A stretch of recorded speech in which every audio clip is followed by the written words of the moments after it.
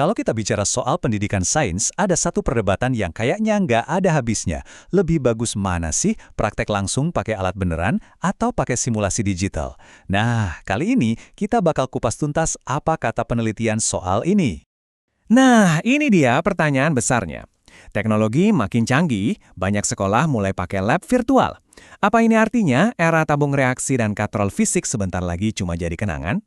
Oke, ini kan yang sering banget kita dengar ya. Katanya kalau dilihat dari hasil tes, siswa yang pakai lab virtual pemahaman konsepnya bisa sama bagus atau bahkan lebih oke. Kedengarannya udah jelas dong ya? Tunggu dulu. Nah, disinilah ceritanya jadi makin seru. Ada sebuah penelitian yang mencoba melihat lebih dari sekedar nilai ujian. Mereka penasaran, gimana sih proses belajarnya? Apa sih yang sebenarnya diobrolin para siswa pas lagi praktikum? Oke, sekarang kita akan bedah satu penelitian spesifik yang jadi acuan kita. Para peneliti ini pakai topik katrol buat membandingkan kedua jenis lab. Dan yang unik, mereka fokus menganalisis percakapan para siswanya. Dan ini bukan penelitian kecil-kecilan loh. Ada 115 siswa kelas 6 yang dilibatkan.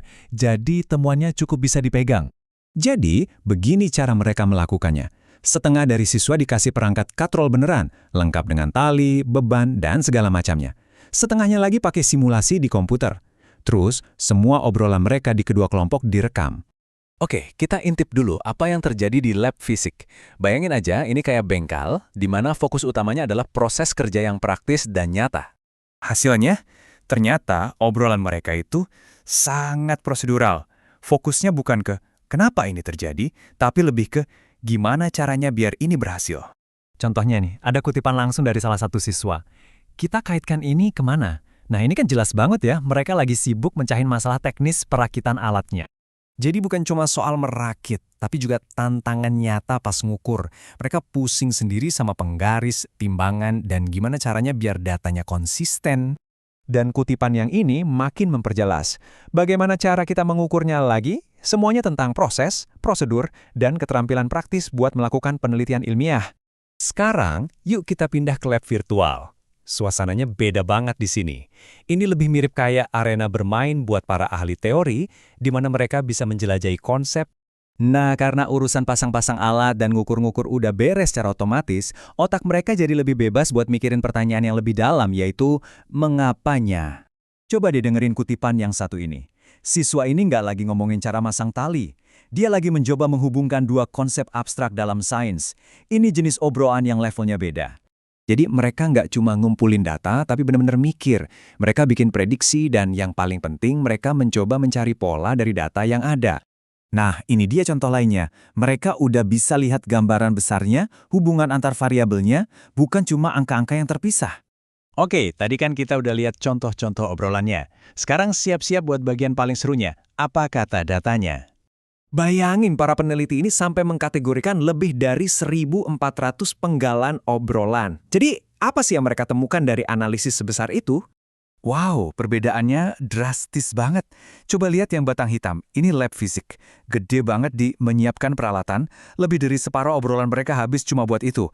Sekarang bandingin sama yang abu-abu, lab virtual. Soal nyiapin alat hampir nol, tapi lihat deh, obrolan tentang menginterpretasikan fenomena dan prediksi dan pola langsung meroket. Ini dua dunia belajar yang sangat berbeda. Jadi, kesimpulan pentingnya tuh begini. Lab fisik itu jagonya ngajarin praktik sains, prosesnya, prosedurnya. Sementara lab virtual itu jagonya ngajarin teori sains, konsep dan polanya. Dua-duanya sama penting, tapi ngajarin hal yang berbeda. Nah, dari sini kita sampai ke kesimpulan yang keren banget. Ini bukan soal milih mana yang menang, tapi soal gimana kita bisa menggabungkan kekuatan keduanya. Penelitian ini pada dasarnya mengubah cara kita melihat perdebatan ini. Ternyata pertanyaan kita selama ini salah.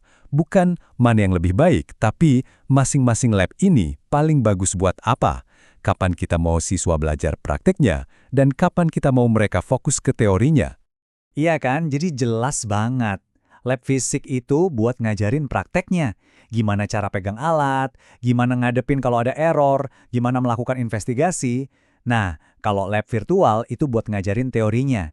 Gimana cara lihat pola yang ideal, gimana paham konsepnya. Jadi bukan saling menggantikan, tapi saling melengkapi. Jadi, kita akhiri dengan pemikiran ini. Tantangan buat para guru sekarang itu bukan milih satu di antara dua, Tapi gimana caranya memadukan keduanya buat jadi pengalaman belajar yang utuh? Bayangin deh, siswa bisa ngerakit katrol beneran biar tahu susahnya, terus pindah ke simulasi buat nge-explore konsepnya tanpa gangguan. Nah, mungkin disitulah masa depan pendidikan sains yang sesungguhnya.